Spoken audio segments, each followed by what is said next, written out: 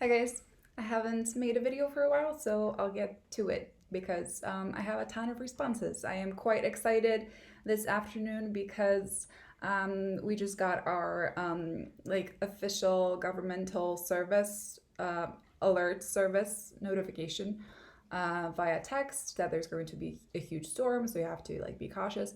But I am very excited about that because we've been living in a convection oven for the last week. So a storm will be very much welcome. Do you like my shirt? It's new. I really like it because of the print, of course, but it's a tad oversized, and I know that oversized tees are back in fashion now, and I see people pulling them off, but I'm not sure if I can pull it off. And that was like the smallest size available, but I love the print, so I got it anyway. So I don't know. I'm like, I never really wore oversized stuff ever since the 90s, and like I was 5 and 6 then, so it was okay. And now I'm like, this is weird. But there's cats, so okay. So Phoebe, thank you for a tour and thank you for showing us like all the different magnets. I was very touched that I was on one of them. I can't even remember that picture, so that was a surprise. But I was um, very much impressed with the number of magnets. Oh, Kate, when in your last video, when one of the kitties started meowing like outside of your door, I started talking to Primrose in that moment because I thought that she was talking to me, but it was somebody on your end, and I don't even know who. Maybe you can see Primrose and Mickey. Primrose on the couch, Mickey's on the yoga mat, grooming. That's our situation right now. Do you want to say hi? Are you hot? Are you hot? Do you want to show everybody how you're playing?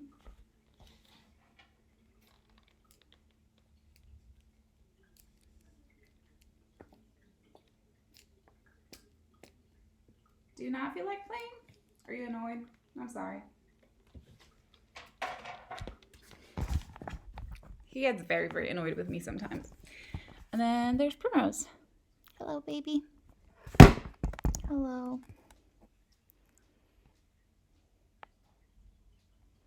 She looks really small and she lost some weight, but we actually managed to gain some weight too recently because she's been eating yogurt. She's not supposed to eat it really in terms of her other health problems, but I've been feeding her yogurt just to make sure that she gets enough food, and she's been really liking it. So we managed to actually gain back the weight that she had lost before. Um, okay, I too am nearsighted. As a fun fact, all three of us are nearsighted. You wouldn't know that looking at me because I am wearing contacts.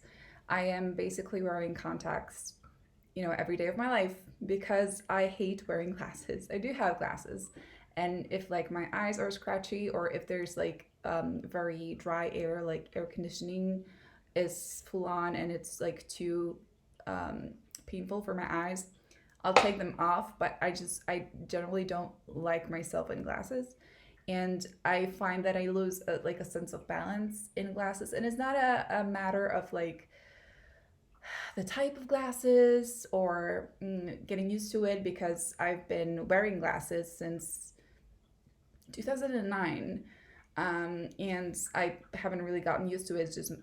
It has to do with having something on my face. I hate that feeling of just like having something on there. I can't really balance right. So I'm wearing contacts. You wouldn't know. Um, so one of my notes is explain the book.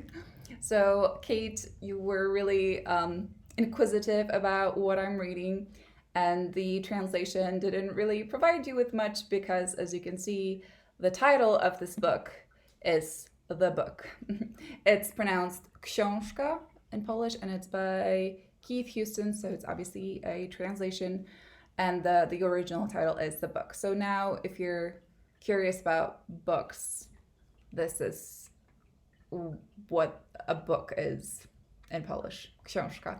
I think that's kind of interesting that we've been doing this for 11 years and I haven't like done a video on like Polish pronunciation or anything, which I feel like I might do. That might be interesting because I feel like a lot of people who have to do with Polish in some way find it incredibly hard. And it is, but it's hard grammatically. It's not really hard in terms of pronunciation. It's just overwhelming because there's a lot of sounds that English doesn't have.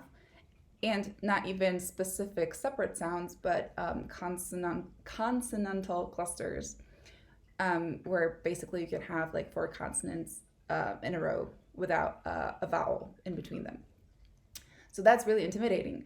But Polish pronunciation really is easier systemically than English pronunciation because there's once you know the sound of an alphabet letter or two letters and like the context of that, the pronunciation is always going to be the same. Like there's no exceptions.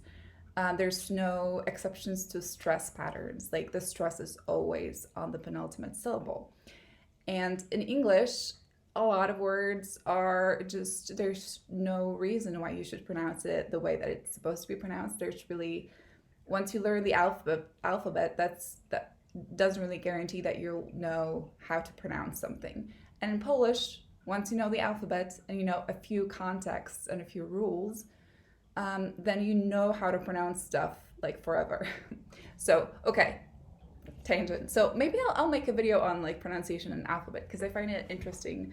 I really want to like dispel the myth of Polish being hard just because it sounds hard, because it does sound hard if you have the right, like that's an actual sentence. So yeah, it sounds horrible, but once you look at it, you're like, oh, I just have to learn the sounds and then I know how to pronounce everything. So that's actually much easier than English. Then, grammar, that's a whole other thing. But anyway, this book is called The Book and it's really good. It's basically a history of the technology around books. So first there's paper, then there's script, there's type, there's illustrations, and then there's the form of the codex. So sometimes there's scrolls, sometimes there's tablets, then we have this form of a book, then we have the Kindle. So it's very interesting. Sort of the book material culture is something that interests me, although it's difficult for me to really read just because I am not very technology oriented. And this is, in a lot of cases, just descriptions of new technologies. And yes, it's, interesting to see because it's descriptions of medieval technology or, 17th, 18th, 19th century technologies. But still, it's a lot of descriptions of technologies. So that's really difficult for me to follow. I'm just reading it as a text, but I'm like, there's no way that I can imagine like the invention that the author is explaining to me how this works. It's just not the level of technical imagination that I have. Right. So Phoebe, you were talking about grandparents and how you were lucky to have 5. And I was one of those people that didn't really have grandparents growing up. I definitely didn't have grandparents involved in my life much growing up because I lost all of my grandparents by the time I was 11, but really much earlier. On my mom's side, my grandpa passed away when I was, my grandpa before I was born, and then my grandma when I was 3. I do have some memories of her, but I'm not sure how, if they are real or if they are something that I imagined or fabricated, because I do have a lot of memories when I was really young, but some of them are not really stable, so I'm not sure. And then on my father's side, my grandpa, he passed away when I was 6, and then my grandma when I was 11, but she had Alzheimer's, so really, and she was eventually put in a home because my aunt couldn't deal with that. It was getting dangerous, sort of, because she wasn't really recognizing people. So I I feel like I lost her even, around the same time when I lost my grandpa, because she wasn't really recognizing family anymore. And visits to the care home were really upsetting. So I sort of grew up without grandparents. But by the time, like before my grandpa died and my grandma was better, they didn't live here, so they wouldn't like come often. And we didn't have a car, so we wouldn't go to that town often. But whenever we did, um, he was a blacksmith, and at the time he was already retired. Obviously, he was about 85 when I was 6, but he would still do like odd jobs at the smithy, and I was helping him a lot, or at least at the age of 5, I felt like I was helping. But he was happy to have me like around and look at what he was doing, and I was so impressed with him. And my mom was always just so angry with my grandpa that he let me like be in the smithy as he was working like open fire, because, well, obviously it's a very dangerous place for a kid, under the care of like an 87-year-old man.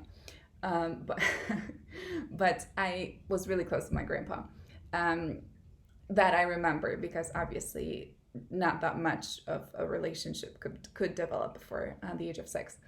But anyway, so what I wanted to tell you about is actually a weird story about like not having grandparents. Because when I was in kindergarten, I must have been 5 or 6, so that would have been around the time that my grandpa died and my grandma got worse. Um, and they didn't really live in the city anyway. So there were in the kindergarten that I went to, there were a lot of family celebrations, like a lot of Grandparents' Day, where all the grandparents of all the kids come to the kindergarten and we're putting on a show, or there's like family festivals, summer festivals, different like occasions where the family members would be invited to like watch the kids sing or whatever. And plus a lot of the kids got picked up from kindergarten every day by their grandparents, and I didn't have that, and I didn't have anybody to come for Grandparents' Day. um, so I came up with a story. And it's so wild to think about it now, because that was late 90s and I was about 5 6. I came up with a story that my grandmother was Tina Turner, and so she couldn't come to Grandparents' Day because she was touring, or she was recording an album, and she lived far away, and so she couldn't really come and pick me up from kindergarten. Um, and the amazing thing is that I kept it up for a really long time. Like all the kids believed me, and I think I can't really remember the time where I was found out. I'm sure it must have happened because at some point, like it was a widely known story, I think, among the kindergartners. So I think an adult must have heard it at some point, but I can't really remember that being like uncovered. But among the kids, I kept it up for a long time. And now that I'm thinking about it, the fact that kindergarten kids in the 90s in Poland knew who Tina Turner was, and I guess it was like 97, 98, so she was a big star, like a quintessential 90s sort of internationally famed, I guess. But it still seems weird that she was like known enough that a group of 5-year-olds were like, "Oh, yeah, I know her." What? So for a long time I was thinking about that sort of fabrication as like a just like a weird thing that a kid does, because kids do a lot of weird things, but now I think it was just natural in terms of I really wanted to have grandparents. So I came up with a story. And so even if I still didn't have a grandma to pick me up from kindergarten or to come to like family festivals, I at least had a story, so that grandma really existed in a sort of separate realm. Plus, it was really fabulous, and celebrity. So it gave me something to be proud of. Apparently, I don't know. Um, so yeah, that's my not having grandparents slash Tina Turner is my grandma story. I'm not sure if I ever told you that about Tina Turner. I feel like I might have already, but anyway, I'm going to edit this down and I'm going to end it here. And I have a lot more items on my list, but I will leave it for the next one. Bye!